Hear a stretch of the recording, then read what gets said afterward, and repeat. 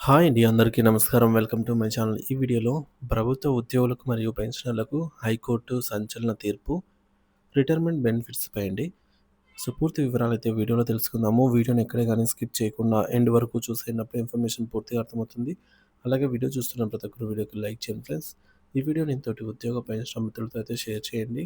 కొత్తగా మన ఛానెల్‌ని చూస్తున్నవారు ఇంకా ఎవరైనా సబ్స్క్రైబ్ చేసుకున్నట్లయితే వెంటనే మన ఛానెల్‌ని సబ్స్క్రైబ్ చేసుకోండి. సో, దీని ద్వారా నేను చేసే లేటెస్ట్ వీడియోస్ అన్నీ మీ వరకు రీచ్ అవుతాయి. ఇక ఆలస్యం చేయకుండా వివరాల్లోకైతే వెళ్ళిపోదాము.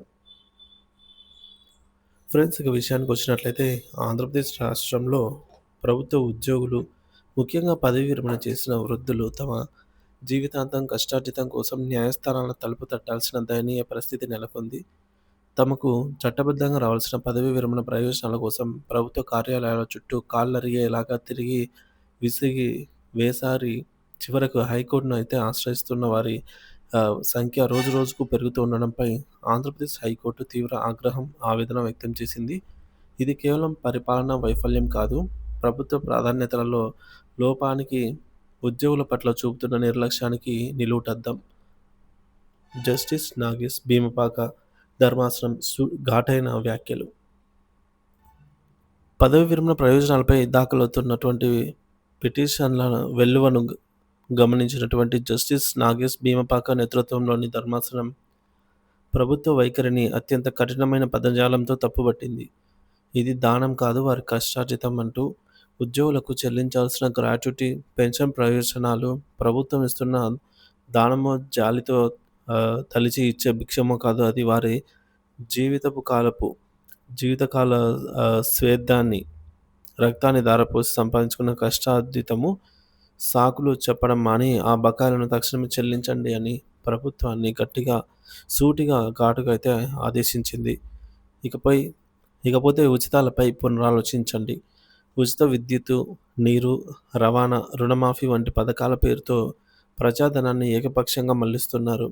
ఇది రాష్ట్ర ఖజానాపై తీవ్ర భారం మోపుతుంది అని న్యాయవాదులు చేస్తున్న వాదనలను ప్రస్తావిస్తూ, ఆర్థిక వనరులపై స్పష్టత లేకుండా రాజకీయ పార్టీలు ఉచిత పథకాలను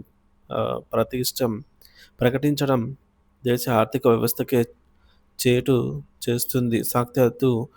సాక్షాత్తు సుప్రీంకోర్టు ఆందోళన వ్యక్తం చేసింది. ఈ మేరకు ఇప్పటికైనా సహజ శ్రేయస్సు దృష్ట్యా ఈ ఉచితాలపై పునరాలోచించాల్సిన తరుణం ఆసన్నమైంది అని ధర్మాసనం హితవు పలికింది.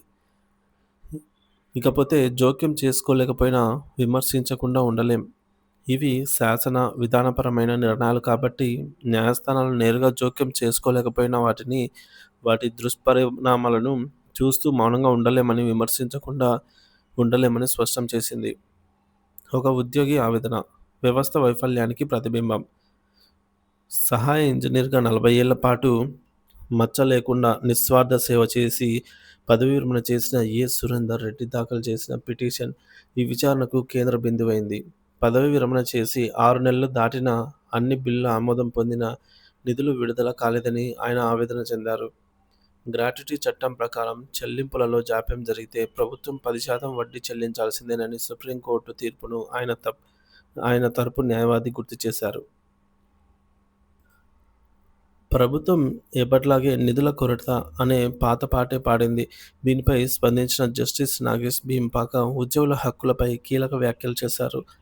ప్రభుత్వ ఉద్యోగులు తమ యవ్వనాన్ని, వ్యక్తిగత ఆనందాలను త్యాగం చేసి తాముగా సంపాదించుకున్న సంపాదనను కుటుంబ భవిష్యత్తు కోసం పొదుపు చేస్తారు. ఆ సొమ్మును ప్రభుత్వ పథకాలలోనే పెట్టుబడిగా పెడతారు. వారి వృద్ధాప్యంలో అత్యవసరానికి ఆ డబ్బే అందకపోతే వారి గతి ఏమిటి? ఈ వైఫల్యం కేవలం వ్యక్తిగత నష్టం కాదు, ఇది రాష్ట్ర ఆర్థిక దుస్థితిని, ప్రజల విశ్వాసాన్ని దెబ్బతీస్తుంది అని వ్యాఖ్యానించారు. తీర్పు మరియు దాని ప్రాముఖ్యత. ధర్మాసనం పిటిషనర్ నరేందర్ రెడ్డికి రావాల్సినటువంటి పదవీ విరమణ ప్రయోజనాలను 2.5 నెలల్లోగా చట్టబద్ధమైన వడ్డీతో సహా చెల్లించాలని అంతిమ ఆదేశాలు జారీ చేసింది. ప్రతిరోజు ఇలాంటి పిటిషన్లు రావడం చూస్తుంటే పరిస్థితి తీవ్రత అర్థమవుతోంది. ఈ విషయంలో వ్యాఖ్యలు చేయకుండా మమ్మల్ని మేము నియంత్రించుకోలేకపోతున్నామని ధర్మాసనం తన ఆవేదన వ్యక్తం చేసింది. ఈ తీర్పు కేవలం ఒక్క ఉద్యోగికి లభించిన ఊరట కాదు, ఇది రాష్ట్రంలోని లక్షలాది మంది ఉద్యోగులు, పెన్షనర్ల గుండె ఘోషకు ప్రతిరూపం. ప్రభుత్వాలు సంక్షేమ పథకాలను అమలు చేయడం అవసరమే, కానీ ఆ పథకాల కోసం ఉద్యోగుల జీవనాధారమైన హక్కులను కాలరాయడం ఎంతవరకు సమంజసమని వారు ప్రశ్నిస్తున్నారు. ఓట్ల కోసం పంచే ఉచితాలకు నిధులు ఉంటాయి. కానీ తమ జీవితపు కాలం చెమటతో కూడినటువంటి సంపాదనను ఇవ్వటానికి మాత్రం ఖజానా ఖాళీగా ఉంటుందా అని వారు నిలదీస్తున్నారు. ఈ తీర్పుతోనైనా ప్రభుత్వం కళ్ళు తెరిచి ఉద్యోగుల కష్టార్జితాన్ని సకాలంలో చెల్లించి వారి ఆత్మగౌరవాన్ని కాపాడాలనైతే అందరూ కూడా పేషెన్స్ ఆశిస్తూ ఉన్నారు.